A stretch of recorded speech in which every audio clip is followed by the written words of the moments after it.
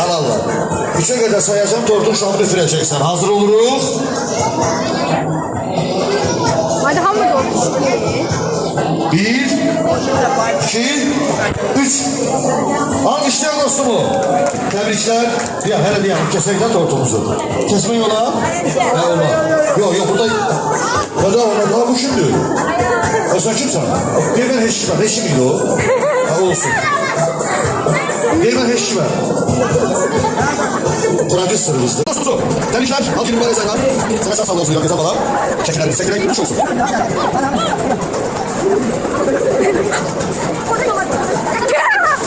Bir tebrikiniz olacak. Bu defa Camal tebrikiniz. Camal dostum tebrikiniz. Dostlar bu tebrikten sonra şovumuz devam edecek. Fazla şov, diğer tebriklerimiz fazla şovdan hemen sonra olacak.